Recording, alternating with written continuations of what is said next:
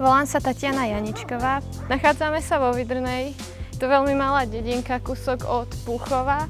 Vždy, keď som niekde vo svete odcestovaná, tak sa teším, kedy sem prídem, lebo je tu také ticho a človek si tu naozaj veľmi oddychne.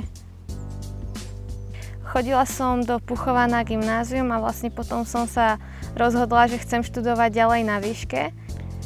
Cyklotrialu som sa začala venovať, keď som mala 9 rokov a ja už som vlastne chcela začať cyklotrial robiť, keď som bola malá prváčka, mala som vtedy 6 rokov, lenže moji rodičia mi to najskôr nedovolili, lebo som bola veľmi malá a sa o mňa báli a že im bolo divné, že by také dievča robilo šport považovaný, že je chalanský.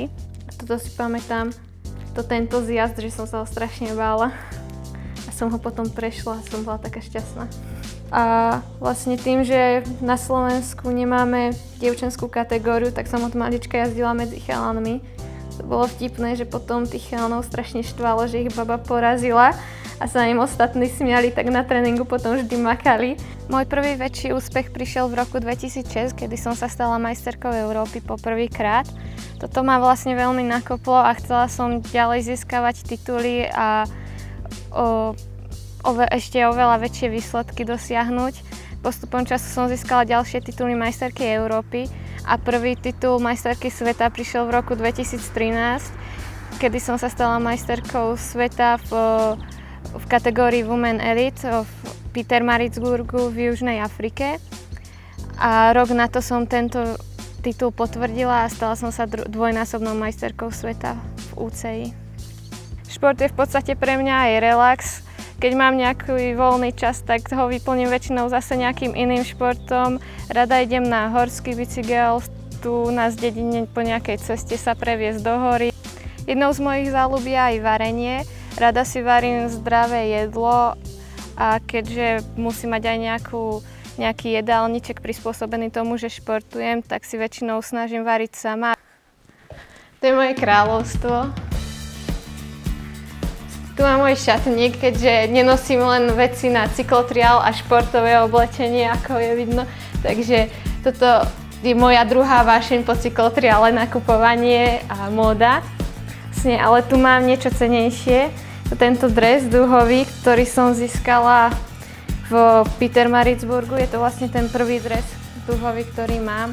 Ale bohužiaľ ho tento rok nemôžem nosiť, keďže minulý rok som bola druhá a nie som aktuálna majsterka sveta. A právo nosiť tento dres má len aktuálny majster sveta, takže ho tu mám tak motivačne vyvesený, aby som ho tento rok získala späť a mohla ho znova nosiť. Ešte tuto mám takú spomienku na prvý titul majsterky sveta, tu som si zaramovala túto medailu, aby som ju tu mala tak vystavenú, lebo pre mňa je to jeden z najväčších úspechov a prvý titul, takže na to si vždy rada spomínam. A aj rám, na ktorom som získala titul majsterky sveta, tu mám vystavený, keďže som sa ho nedokázala vzdať a som ho najprv predala jednému mladšiemu jazdcovi a už ho potom nepotrebovala, tak som si ho zobrala naspäť. Aby som ho tu mala vystavený, keďže mi pripomína jeden z najväčších úspechov. Mám vlastne tento rok nový a mám už doma aj novší model, ale ešte som ho nestihla poskladať. Tak zatiaľ na tomto.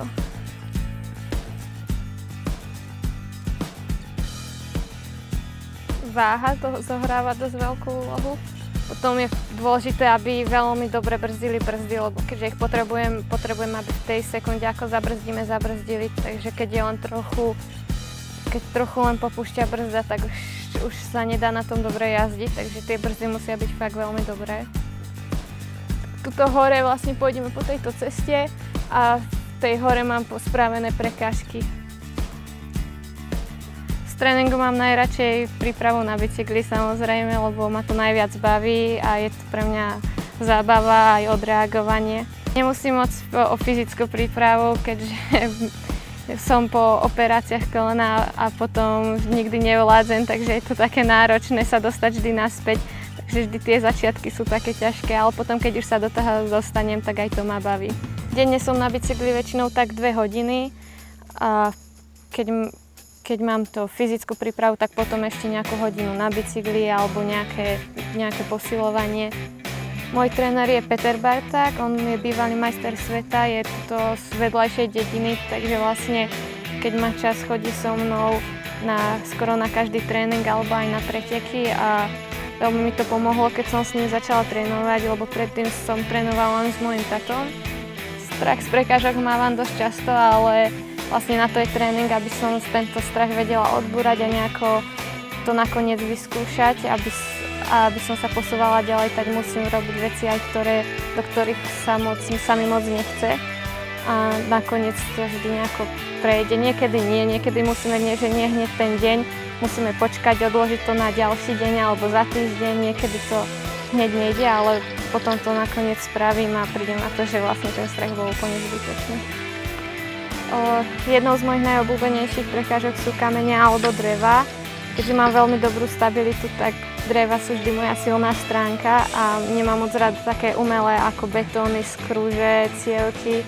To sa väčšinou dosť bojím, lebo to je také, tam dosť ostré hrany a je to také nepríjemné aj na pohľad, ale nemám vyslovene, že by som niečo nemala rada. Tak mojím ďalším cieľom je získať titul majsterky sveta a taký môj veľký sen je, že vyhrať všetky preteky v jednom roku, čiže nie len celkovo svetový pohár, majstrovstvá sveta a majstrovstvá Európy, to už sa mi podarilo, ale aj jednotlivé preteky, čiže máme 5 kôl svetového poháru, tak všetky tých 5 kôl vyhrať aj.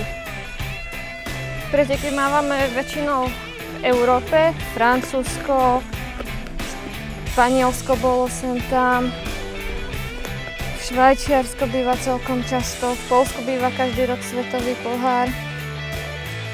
Sme mali aj v Japonsku preteky, v Južnej Afrike, v Kanade, v Číne, ale väčšina svetových pohárov je v Európe, čiže to nám celkom vyhovuje.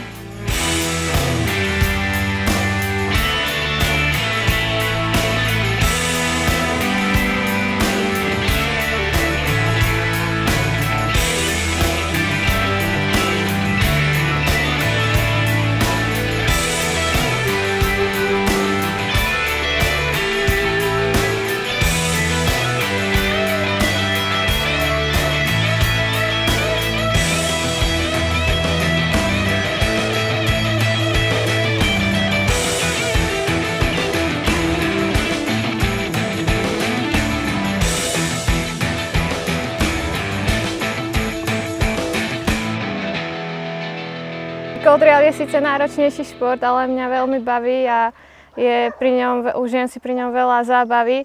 A ak máte radi adrenalín, tak neváhajte a určite ho vyskúšajte.